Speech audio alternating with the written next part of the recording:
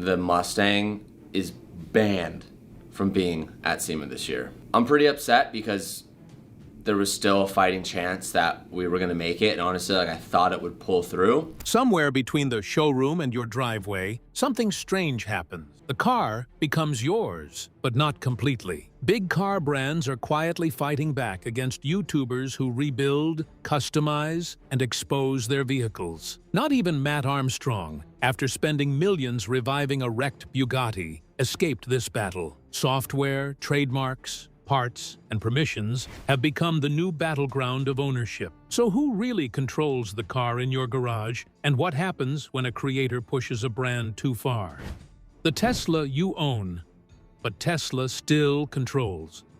Once, there was a man named Rich Rebuilds. He loved broken cars, and most of all, he loved broken Teslas. Other people saw a wrecked electric car and walked away. Rich saw something else. He saw a car that could live again. He bought Teslas that had been in crashes, cars that insurance companies gave up on, cars that looked finished. Then, slowly, with patience and skill, he brought them back to life. He fixed the wires, the batteries, and the broken parts, one piece at a time. He showed the world that a damaged electric car did not have to die forever. But then, something strange happened. Even after Rich fixed these cars, and even after they could drive again, something was missing. The supercharger stations, the special places where Tesla owners went to charge their cars quickly, did not always work the same way for these rebuilt cars. The car could roll down the road, the wheels could turn, the lights could shine, but one important piece of the puzzle stayed just out of reach. This felt strange to people watching. If you owned a car, should you not be able to use all of it? The car sat in the driveway, fully owned, fully paid for, and yet something invisible still connected it back to the company that built it. This was the very first sign of a much bigger question. A question that would follow this whole story from beginning to end. If a company can still reach into your car after you buy it, who really owns it? The keys were in Rich's hand, but somewhere far away, in a computer system he could not touch, Tesla still had a say. And this was only the beginning. The next car in this story would not cost thousands of dollars. It would cost millions. The Bugatti that couldn't be fixed. If Rich Rebuilds worked with Teslas, Mat Armstrong dreamed even bigger. He wanted the rarest, fastest, and most expensive cars in the world. One day, he found something incredible. A wrecked Bugatti Chiron Sport. This was not an ordinary supercar. It was one of the fastest and most valuable machines ever built, worth millions of dollars even in its broken state. Armstrong bought it anyway. He believed that with enough time, money, and determination, he could bring it back to life. The body was crushed, the parts were scattered, and the road ahead looked impossible. But Armstrong was not afraid of the impossible. As the Bugatti came back together, a new problem emerged. The hardest parts to obtain were not mechanical, but digital. Critical systems required factory programming and electronic authorization, meaning the car could look fully restored while still refusing to run properly. This was strange to think about. Armstrong owned the car completely. He had paid for every bolt and every panel. And yet, to make it whole again, he needed help from the very company that built it. A company that did not always want to give that help freely. A car worth millions of dollars, sitting quietly, waiting for permission it might never receive. If a company can hold this much power over one of the rarest cars on Earth, what does ownership even mean anymore? Because the next story would show that some manufacturers do not just protect their machines. Sometimes they protect them by watching very closely and reacting very fast. The Ferrari that went up in flames. Not every story in this documentary is about repair. Some stories are about destruction, and no story burns brighter than the story of Whistlin' Diesel. Whistlin' Diesel was famous for doing wild and shocking things with vehicles. Trucks, cars, and machines of every kind became part of his loud and daring videos. But one video stood out above all the others. He took a Ferrari F8 Tributo, a beautiful and expensive Italian sports car, and set it on fire in the middle of a cornfield. Millions of people watched this happen. Some were horrified, some were amazed. Either way, the video spread across the internet like wildfire itself. Years later, something else happened. Whistling Diesel was arrested. The charges were serious, involving felony tax accusations. People said he had avoided paying proper taxes by registering vehicles through a company based in Montana, a method some car owners use to try to lower costs. Many people online began to whisper a question. Did Ferrari have anything to do with this? Did burning one of their cars on camera bring unwanted attention his way? It is important to be fair here. There is no solid proof that Ferrari caused or influenced this arrest in any way. The timeline is simply worth noticing, and the questions are simply worth asking out loud. What this story truly reveals is something deeper. When a creator publicly destroys a product from one of the most protective and prideful car companies in the world, attention follows. Cameras turn, lawyers watch, governments sometimes watch too. So the question becomes bigger than one burned Ferrari in one cornfield. What happens when a creator directly challenges a brand that guards its image fiercely? Because as this video continues, we will meet other creators who learned that Ferrari does not just protect its cars. It protects its name, its logo, and its reputation with everything it has. The Ferrari owners who get blacklisted. Not every conflict in this story involves fire or crashes. Some conflicts are quiet, hidden behind paperwork and phone calls. This is the story of the Stradman. The Stradman built his name buying and selling incredible cars. Ferraris, Lamborghinis, and other rare machines passed through his hands again and again. To him, this was simply business. Buy a car, enjoy it, film it, and sell it when the time felt right. But manufacturers like Ferrari and Lamborghini do not always see it this way. Many of their rarest cars are not sold to just anyone. They are offered first to loyal collectors, people who keep cars for years, not months. When someone buys and sells too quickly, some brands begin to worry. They start to wonder if this person truly loves the car or simply loves the profit. Because of this, whispers began to spread that Stradman had trouble getting access to certain limited cars. Whether official or not, the pattern seemed clear to many watching. Then came the Corvette Z06 sale, raising questions about registration and title jumping. Although he still owned his cars, something had quietly changed, making ownership feel less straightforward than before. The next car, the next invitation, the next rare opportunity, these things were no longer guaranteed. It reveals something powerful. A manufacturer cannot take back a car you already own, but it can decide, quietly and firmly, whether you are welcome to buy the next one. And in the world of rare cars, being uninvited can hurt far more than losing one single vehicle. The Mustang Ford didn't want at SEMA. TJ Hunt loved building bold, aggressive cars, machines that turned heads and roared with attitude. For SEMA, one of the biggest car shows in the world, he built something special. A heavily customized Mustang inspired by Ford's own Mustang GTD. The Mustang GTD was not an ordinary car. It was Ford's halo vehicle, a rare and expensive machine priced around $325,000. Owning one meant something. Building something that looked similar, using far less money, could feel like an insult to that exclusivity. TJ worked hard on his creation. It looked fierce, sharp, and full of personality. As SEMA approached, excitement grew. This was supposed to be his moment to shine in front of thousands of car lovers and cameras from around the world. But then, shortly before the show, something shifted. Ford reportedly stepped in. The car that TJ built so proudly never made it onto the SEMA show floor. From TJ's side, this was simply creative expression, a custom build made with his own hands and his own vision.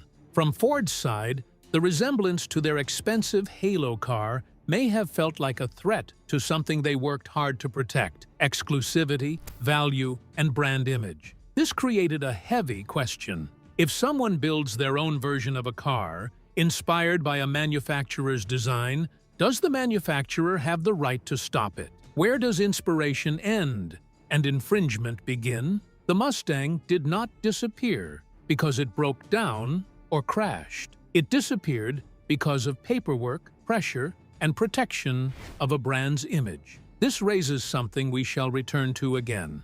Sometimes a car does not need an accident to vanish. Sometimes all it takes is a phone call from the right company at the right time. The Mustang that disappeared. Chris Steinbacher had a dream, one shared by many car lovers around the world, to recreate a legend. Not just any Mustang, but Eleanor, the unforgettable star car from the movie Gone in 60 Seconds. Eleanor was more than metal and paint. She was a character, a symbol, a piece of movie history that fans adored deeply. Steinbacher wanted to bring that magic into the real world, building his own tribute to this iconic car. He poured effort and passion into the project, shaping panels and details to match the beloved design fans knew so well. For a while, it seemed like his dream was becoming real, but intellectual property law had other plans. The rights to Eleanor's specific design and identity belonged to someone else entirely, protected carefully under copyright and trademark law. A cease and desist letter reportedly arrived, and just like that, the project came to a sudden stop. This moment captured something deeply important. Steinbacher could still own bolts, metal, and paint. He could still own the physical shape sitting in his garage, but he did not own the character, the story, or the legally protected identity that made Eleanor so special in the first place. A car and its fame are not always the same thing. You might build every inch with your own hands and still not be allowed to call it by the name the world already loves. This idea quietly expands the whole documentary's argument. Ownership is not only about metal and machinery. Sometimes it is about ideas, characters, and stories that live far beyond the object itself. And if a movie car can slip out of someone's hands this easily, imagine what happens when a real delivery company decides its own brand has been used without permission. The $525 car that became a legal problem. Sam Crack was known for buying strange, wrecked, and forgotten vehicles at auction. Most of his projects cost thousands of dollars, but one purchase stood out because of how small the number was. Just $525 for a wrecked Domino's DXP, a special delivery car built just for carrying pizza. Sam loved a challenge, and this one felt fun and different. He began restoring the car, fixing its dents, and bringing its odd little design back to life. Fans enjoyed watching something so unusual and cheap slowly transform. But branding is tricky. The Domino's name, colors, and design were not just paint choices. They were trademarks, protected carefully by a huge company. As attention grew around the project, pressure reportedly grew as well. Slowly, the pizza car project faded from his content, disappearing quietly instead of finishing with a big reveal.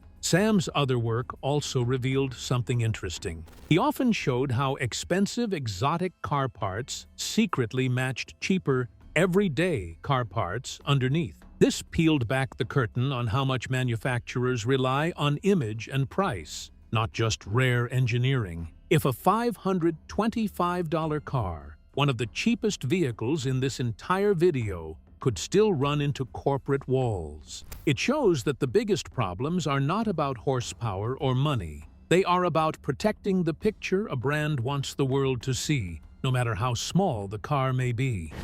Ferrari's red line. Deadmau5, the famous music producer, loved cars almost as much as music. He customized his Ferrari with wild colors, bold graphics, and a playful new identity, one fans lovingly nicknamed Ferrari. The internet loved it instantly. Photos and videos spread everywhere, turning his car into a symbol of fun, creativity, and personality. For a car lover with a big following, it felt like harmless self-expression. Ferrari did not see it the same way. The company reportedly sent a cease and desist letter focusing on how its trademarks and branding were being used. To Ferrari, this was not just paint on metal. It was their name, their prancing horse, and their carefully built image being reshaped without their permission. This moment revealed something important about powerful car brands. Ferrari does not simply protect engines, doors, and steering wheels,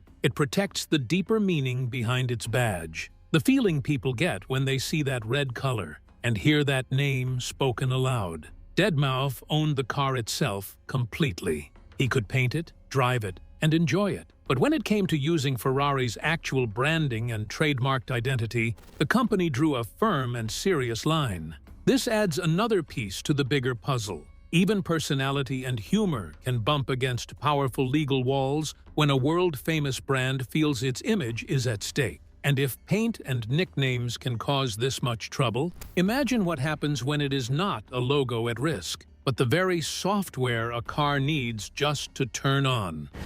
The $1 million McLaren that wouldn't wake up. Tavares was no stranger to difficult rebuilds. He had fixed wrecked cars before, but this next project would test him more than almost anything he had faced. A McLaren P1, one of the most advanced hybrid hypercars ever built, had been damaged badly by flooding. Water and electronics do not mix well, and this car was full of both. Still, Tavares began the long and expensive journey of bringing it back to life. Months passed as he replaced damaged parts, cleaned corroded wires, and slowly rebuilt the body and mechanical pieces. Eventually, the physical rebuild neared its end. The car looked whole again, shining and ready. But looking finished and actually working were two very different things. The real challenge came from something invisible: the car's software. The hybrid battery systems, diagnostic tools, and specialized computer programming needed very specific factory-level support to properly wake up and function. No amount of wrench turning or polishing could fix that final piece. This $1 million hypercar proved that modern cars are no longer simply mechanical machines. They are computers wrapped in beautiful, expensive shells. And the more advanced that computer becomes, the more power quietly stays with the manufacturer long after the car has already been sold. Which leads to the biggest question of this entire journey, now finally ready to be asked directly, out loud, to every single reader watching. The hidden war over car ownership.